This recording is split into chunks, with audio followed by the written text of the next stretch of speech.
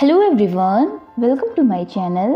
I am Nidhi. So today we are going to start our next chapter of class 12th political science, and that is globalization. So before starting the chapter, let me tell you an important information that अगर आपको class 12th से related किसी भी chapter के notes चाहिए then you can follow me on Instagram and link is in description box. So let's jump into the chapter. तो चलो chapter की स्टार्टिंग को थोड़ा इंटरेस्टिंग बनाते हैं। तो बहुत पुराने समय की बात है जब ट्रैवलर्स, ट्रेडर्स या प्रीस्ट एक जगह से दूसरी जगह जाते थे तो वे अपने साथ साथ goods, money, values, skills, ideas, inventions और इवन जर्म्स और डिजीज़ को भी एक जगह से दूसरी जगह लेकर जाते थे। इसी को हम बोलते हैं ग्लोबलाइजेशन। मतलब कि वर्ल्ड में ग्लोबलाइजेशन बहुत पुराने समय से ही चलता आ रहा है। तो इसकी प्रॉपर डेफिनेशन क्या है? अब एग्जाम में ये थोड़ा लिख कर आओगे कि ग्लोबलाइजेशन बहुत पुराने समय से चलता आ रहा है। तो चलो जानते हैं। Globalisation is the flow of ideas, capital, commodities and people from one part of the world to another part.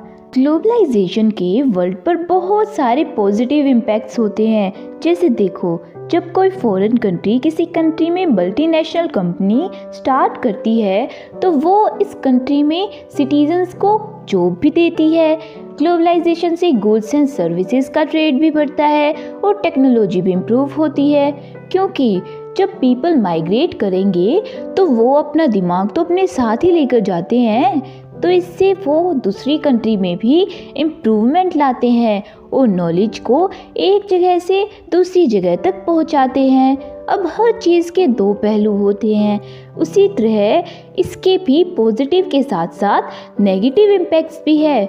जैसे कि इससे दूसरी कंट्री के natural resources and labour forces का एक्सप्लॉयटेशन होता है और एक कंट्री का कल्चर भी दूसरी कंट्री के कल्चर पर हावी होने लगता है। इससे वेल्थ सिर्फ कुछ लोगों के हाथों में ही रह जाती है और हमें इनकम इनइक्वालिटी देखने को मिलती है। तो चलो अब देखते हैं ग्लोबलाइजेशन के कॉजेज कौन कौन से हैं। तो सबसे पहले है हिस्टोरिकल बेसिस पर। तो ऐसा नहीं है कि ग्लोबलाइजेशन अभी स्टार्ट हुआ है, बल्कि ये तो बहुत पुराने समय से ही हो रहा है। बस फर्क कितना है, अब कुछ तेजी से हो रहा है। लेकिन पहले इतनी सुविधाएं नहीं होती थी तो बहुत टाइम लग जाता था किसी चीज़ को एक जगह से दूसरी जगह तक पहुंचाने में या फिर ट्रैवल करने में। नेक्स्ट यही है टेक्नोलॉजिकल बेसिस। टेक्नोलॉजिकल एडवांसमेंट से, नए नए इन्वेंशंस होने से, जैसे कि telegraph, telephone, microscope, printing press etcetera, इन सब से कम्युनिकेशन बहुत इजी हो गया है। अब देखो, हम अपने घर बैठे ही किसी दूसरी कंट्री से भी कोई भी सामान मंगवा सकते हैं। ये कैसे हो पाया है? टेक्नोलॉजी से ही तो हुआ है।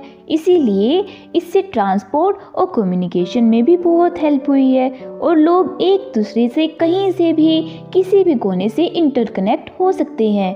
ग्लोबलाइजेशन के पॉलिटी पर, इकोनॉमी पर और कल्चर पर भी बहुत इफेक्ट पड़ते हैं। तो नेक्स्ट हम यही देखेंगे कंसीक्वेंसेस ऑफ ग्लोबलाइजेशन। फर्स्ट है पॉलिटिकल कंसीक्वेंस। तो बहुत सारे लोगों का मानना है कि ग्लोबलाइजेशन से स्टेट कैपेसिटी का इरोजन हो रहा है। एमएनसी के बढ़ने से गवर्नमेंट अपना रोल अच्छे से नहीं दिखा पाती और कहीं ना कहीं government law and order maintain करने में बहुत सक्सेसफुल नहीं हो पाई है। लेकिन वहीं दूसरी ओर कुछ लोगों का ये भी मानना है कि नहीं, ऐसा तो नहीं है, बल्कि जितना ज़्यादा मॉडर्न टेक्नोलॉजी आएगी उतना स्टेट का बेनिफिट होगा। स्टेट इजीली इंफॉर्मेशन कलेक्ट कर पाएगी अपने सिटीजन्स के बारे में और उसी इंफॉर्मेशन के बिहाफ पर गवर्नमेंट अच्छे से रूल कर पाएगी और भी पावरफुल बनेगी। नेक्स्ट अब देखते हैं इकोनॉमिक कंसीक्वेंसेस।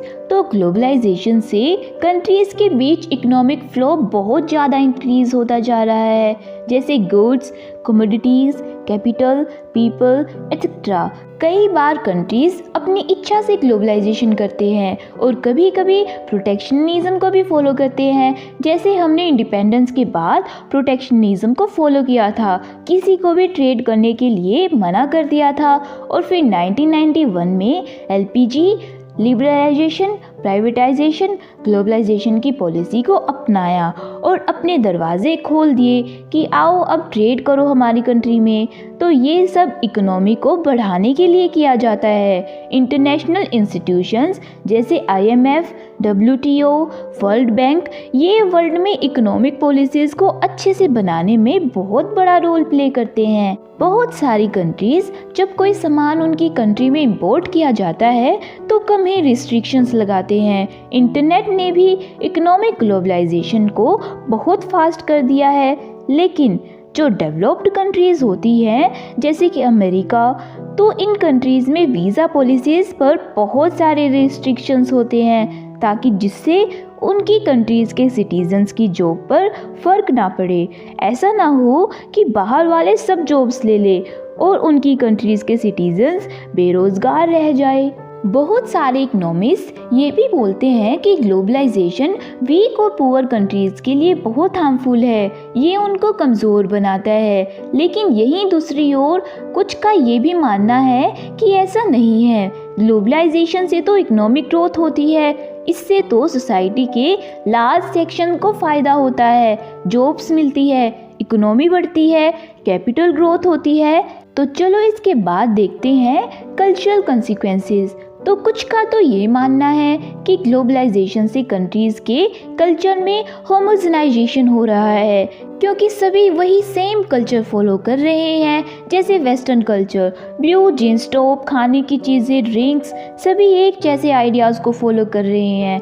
वो ज़्यादा वेस्टर्न कल्चर से इन्फ्लुएंस हो रहे हैं। लेकिन यहीं दूसरी तरफ बहुत लोगों का ये भी मानना है कि सोसाइटी तो इससे हेट्रोजेनस बन रही है, लोगों के पास चॉइसेस बढ़ रही हैं, वो जैसे चाहे वैसे कपड़े पहन सकते हैं, वो चाहे तो जींस टॉप पहने, शर्ट पैंट पहने या फिर सूट सलवार या धोती कुर्ता एक्सेट्रा। वो ऐसे ही खाने में भी चाहे तो पिज़्ज़ा बर्गर खाए या फिर चाउमीन पास्ता खाए या फिर स्वीट्स या फिर घर की ही दाल रोटी खाए।